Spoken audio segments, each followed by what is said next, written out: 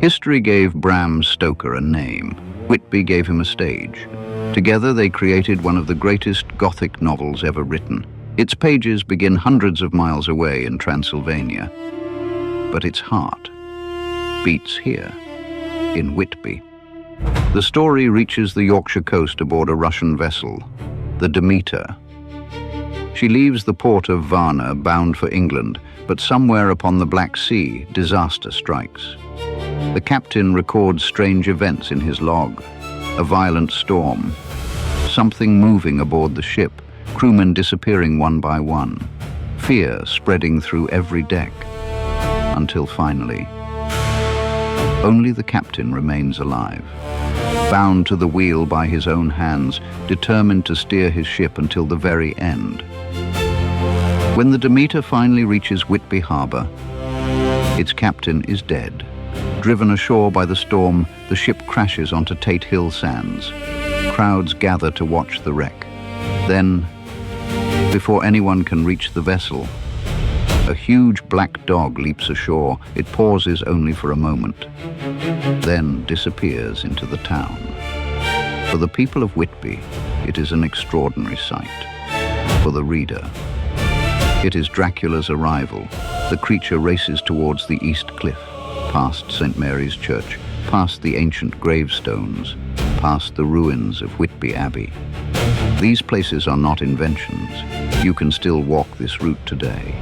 The same steps, the same churchyard, the same abbey watching over the sea.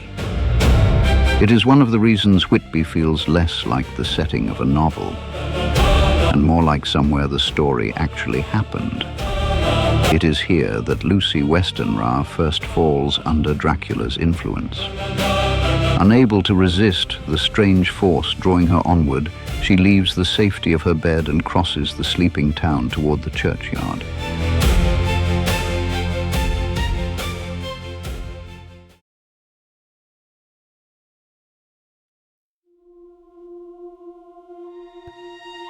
Stoker carefully guides her through Whitby, not to describe the streets, but to convince us this place is real.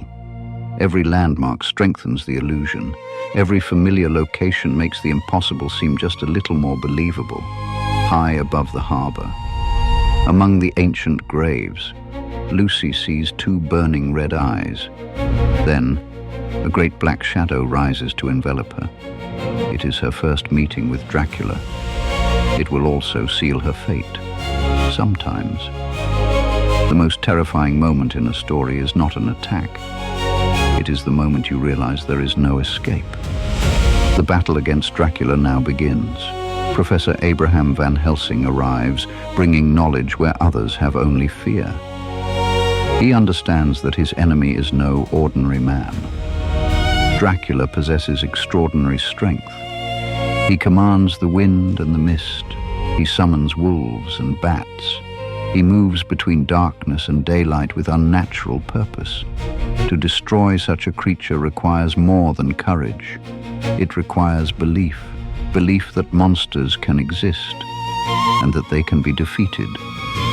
Eventually, Dracula flees England. His boxes of Transylvanian earth are loaded onto trains, beginning the long journey back across Europe. Jonathan Harker, Arthur Holmwood, Quincy Morris, and Van Helsing. Together they pursue him back to the land where the legend first began. There, history and fiction finally meet. Dracula is caught, his head is severed, his reign of terror appears to be over. Or is it? That question has echoed for more than a century. Because Dracula was never simply a villain, he became something far greater, a symbol, a legend, a story that every generation chooses to tell again in its own way. Long before cinema, before television, before Halloween costumes and capes, there was a real prince defending his homeland. Centuries later,